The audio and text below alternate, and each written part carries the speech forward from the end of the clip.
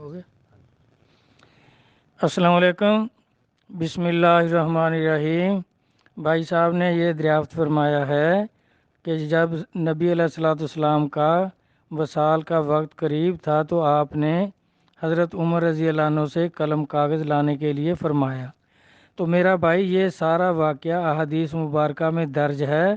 حضرت عمر رضی اللہ عنہ وہاں اکیلے نہیں تھے، کافی صحابی موجود تھے، اور حضور کے قریبی حضرت علی علیہ السلام اور آپ کے چچا حضرت عباس یہ سارے موجود تھے، اور کافی صحابی موجود تھے جب سرکار نے یہ فرمایا تھا، اور آپ کی طبیعت کافی علیل تھی اس وقت۔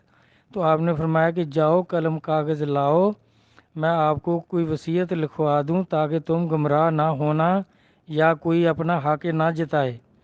تو اس وقت سرکار کا منشا مبارک یہی تھا کہ قرآن پاک جو ہے یہ کافی ہے۔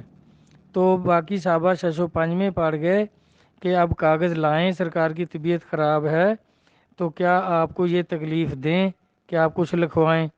تو اس وقت حضرت عمر رضی اللہ عنہ نے عرض کیا کہ یا رسول اللہ صلی اللہ علیہ وآلہ وسلم، ہمارے لیے قرآن کافی ہے، کیونکہ نبی علیہ الصلوۃ والسلام کا فرمان پاک ہے کہ عمر کی زبان اللہ کی زبان ہے۔ تو عمر جو کہتے ہیں، جیسے اذان کے بارے میں آپ نے عرض کیا کہ یا رسول اللہ صلی اللہ علیہ وآلہ وسلم، سب مذاہب جو ہیں عبادت کے لیے بلانے کا ان کا کوئی طریقہ ہے، تو ہمارا بھی کوئی طریقہ ہونا چاہیے۔ تو کچھ دنوں بعد یہ اذان ایک فرشتہ نازل ہوا، اس نے یہ اذان کے کلمات کہے، تو ایک صحابی نے خواب میں دیکھا تو اس نے آ کر عرض کیا، تو آپ نے فرمایا یہ اذان ہے، نماز سے کچھ دیر پہلے یہ اذان دے دیا کرو، حضرت بلال کو سکھا دو، ان کی آواز بلند ہے، تو نماز سے کچھ ٹائم پہلے وہ یہ دے دیا کریں اذان۔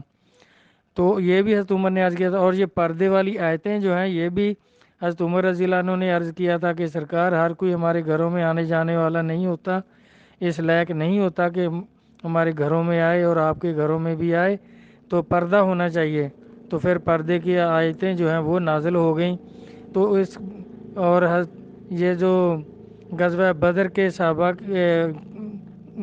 کی رائے لی گئی تھی، جو بدر کے قیدی تھے ان کے لیے جو رائے لی تھی، تو اس میں صدیق اکبر رضی اللہ عنہ کی رائے تھی کہ پیسے لے کر، جرمانہ لے کر ان کو چھوڑ دیا جائے۔ تو نبی علیہ الصلوۃ والسلام نے بھی اس رائے کو پسند کیا۔ تو حضرت عمر کا تھا کہ نہیں، ان کو قتل کرو، یہ کل پھر لڑنے آئیں گے۔ تو اس میں بھی اللہ تبارک تعالیٰ نے حضرت عمر کے فرمان کی تصدیق کی کہ عمر ٹھیک کہہ رہے تھے، تو اس لیے سرکار نے فرمایا تھا کہ عمر کی زبان اللہ کی زبان ہے، یعنی جو عمر کہتے ہیں وہ اللہ ہی کہتے ہیں۔ تو آپ سمجھ جاتے تھے، جب یہاں بھی حضرت عمر رضی اللہ عنہ نے عرض کیا تو آپ سمجھ گئے کہ اللہ تبارک تعالیٰ کہہ رہے ہیں کہ اب اور کچھ بھی لکھ کر دینے کی ضرورت نہیں ہے، کچھ وصیت کرنے کی ضرورت نہیں ہے، قرآن جو ہے وہ کافی ہے، کیونکہ قرآن پاک مکمل ضابطہ حیات ہے، اور صحابہ نے سب کچھ سرکار سے سیکھ لیا ہے، قرآن پاک کو بھی سیکھ لیا ہے، اب اور کچھ بھی لکھوانے کی ضرورت نہیں ہے۔ تو حضرت عمر اکیلے نہیں تھے، حضرت عمر رضی اللہ عنہ کے ساتھ اور بھی کافی صحابہ موجود تھے، اور حضور کے قریبی رشتہ دار بھی موجود تھے۔ تو جب آپ نے ایسا عرض کیا تو سرکار خاموش ہو گئے۔ تو کچھ صحابہ نے پھر وہاں بات چیت شروع کی کہ نہیں، لانی چاہیے، قلم کاغذ لانا چاہیے۔ تو آپ نے پھر فرمایا کہ میرے قریب شور نہ کرو، مجھ سے دور چلے جاؤ۔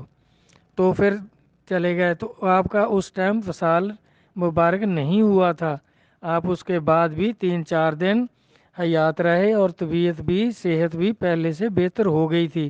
اگر آپ کچھ لکھوانا چاہتے تو پھر دوبارہ فرما دیتے جب صحت کچھ صحیح ہو گئی تھی۔